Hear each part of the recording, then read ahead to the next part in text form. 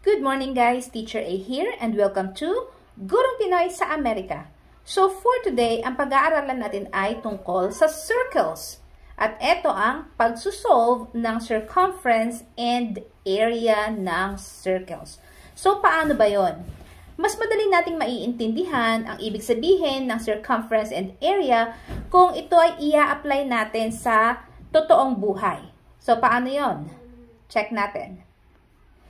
Ano ba ang pagkakaiba ng area sa circumference? Kapag sinabing area, ito yung number of square units sa loob mismo ng circle. Kapag naman sinabing circumference, ito yung distance around the circle. Ito yun. Kung mapapansin nyo sa pizza, yung area yung pinakaloob, yung number of squares. And then your circumference, yung pinakalabas, yung may cheese na stuff. Yan. So, another example. Yan. So, circumference, representation niya, ito yung fence, yung pinaka-bakod, yung kulay brown. So, yan ang circumference. Kapag sinabing isolve ang circumference, parang sinusolve natin yung measurement ng bakod. And then, kapag naman sinabing area, ito yun yung pinaka-loob, yung green part, yung number of square units. Gaano ba kalaki yung grass area nitong circle na to. Okay? So, paano natin isusolve yung circumference and area? Ano bang formula na ginagamit? So, kapag circumference, meron tayong dalawang possible na formulas. Yung una, so circumference starts with C. So, C is equal to pi d. So, ano ba yung pi? So, pi, ito yung ratio between the diameter, between the circumference and the diameter. So, ang value ng pi ay 3.14.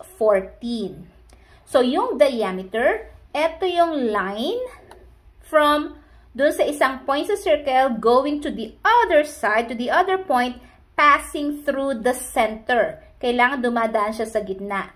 So, yung isang buong linya na dumaan sa gitna, iyon ang tinatawag na diameter. Kalahati ng diameter, iyon yung radius. So, kapag ang given ay diameter, ang formula na pwede natin gamitin para makuha natin yung circumference or yung measurement sa palibot ng circle ay pi d, which means 3.14 times kung ano yung measurement ng mahabang linya na to. Now, if ang given naman ay radius, ang gagamitin natin formula ay C equals 2 pi r. Ibig sabihin, 2 times 3.14 times kung ano yung given na radius. Bakit? Kasi, dalawang radii, yun yung plural ng radius, dalawang radii is equal to 1 diameter. Kaya, etong formula.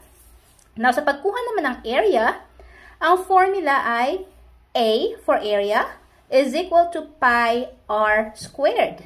Ibig sabihin, pi, which is 3.14, times, kung ano yung radius, times yung radius ulit.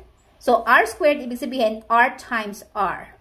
Okay? So, paano yon? Let's have example number 1.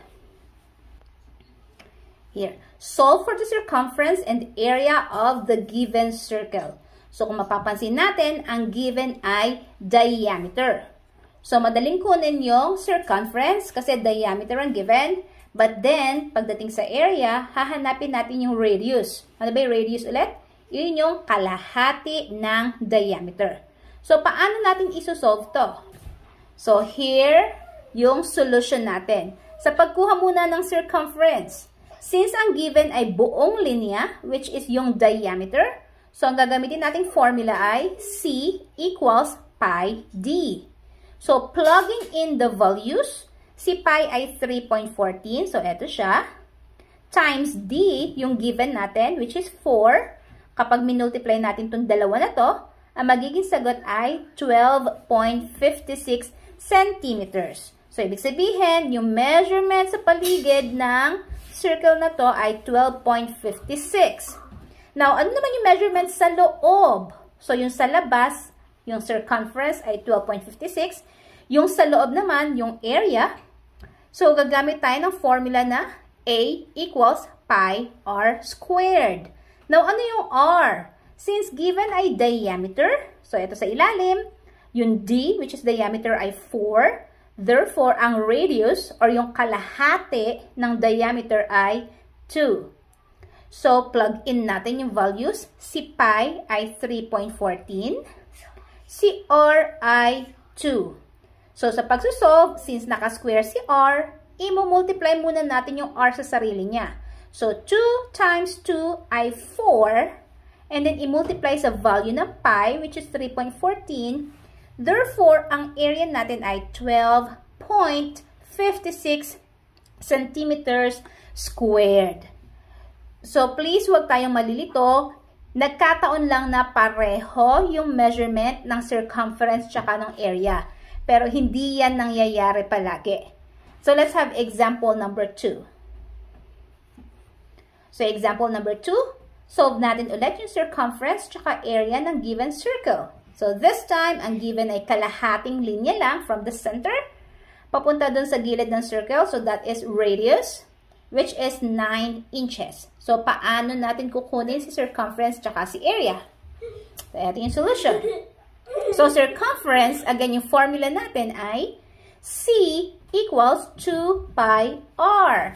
So, ito yung second formula yung ginamit natin kasi r ang given. So, plug in natin yung mga values. So, kopyahin si 2. Si pi ay 3.14. Si r ay 9. Multiply natin itong tatlong numbers na to. That will give us 56.52 centimeters. So, ibig sabihin, yung measurement sa palibot outside ng circle ay 56.52. Now, ano naman yung area? So, area equals pi r squared. So, yun ang formula natin. Plug in natin yung mga values. Si pi ay 3.14. Si r ay 9. And naka-square siya. So, 9 times 9 ay 81. Times 3.14. I-multiply yung dalawang numbers. Therefore, ang ating area ay 254.34 centimeters squared. Okay? So, paano natin i-apply ito sa totoong buhay? Mag-solve naman tayo ng real-life problem. So, word problem number 1. Loy needs a bicycle tire. The radius of his old tire is 16 inches. How many inches around is his new tire? So, ito yung gulong.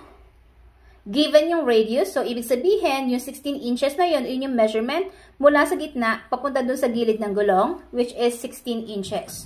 So, tinatanong ay, how many inches around is his new tire? So, palibot, yung labas. Yun yung tinatanong. So, therefore, ang isosolve natin ay ang circumference ng circle na to. So, paano yon? Yan. So, circumference, ang formula natin, since ang given ay radius, which is 16 inches, ang gagamitin nating formula ay C equals 2 pi r. Plug in yung mga values. 2, kopyahin. Pi ay 3.14. Si r ay 16. So, i-multiply yung 3 numbers together. That will give us 100.48 inches. So, yung measurement ng gulong ng bike na to ay 100.48 inches. Okay? Example number 2. Yami is making a circular glass table as shown below. If the diameter of the iron stand is 30 inches, what is the area of the glass that he needs? So, this time, ang tinatanong, ayan naman yung pinaka-word na mismo, ay area. Given ang 30 inches, which is yung diameter. So, mula sa kabilang gilid, papunta sa kabila, passing through the center. So, paano natin isosolve ang area given ang diameter? So, in solving, since the formula sa area, ang ginagamit ay radius, so, kunin natin yung kalahati ng given. So, isang buo ay 30, that's the diameter. Kalahati niya ay 15. So, 30 divided by 2, that's 15 in yung radius. Okay? So, balik tayo dito sa ating pagsusolve. Ang pi ay 3.14. ang radius ay 15 and then i-square natin siya. So, pagsusolve, isolve muna si radius squared. So, 15 times 15 ay 225 and then times 3.14. Therefore, ang pinaka-area nitong glass, ng glass table ay 706.5 inches squared. So, yon. Ganun lang kasimple yung pagsusolve ng circumference and area ng circles at ganyan lang din yung pag-apply ng lesson na to sa real world. So, kung natuto kayo sa ating lesson today, kindly give me a like para i-share to ni YouTube sa iba. So, that's all for today. See you on my next video. Paalam!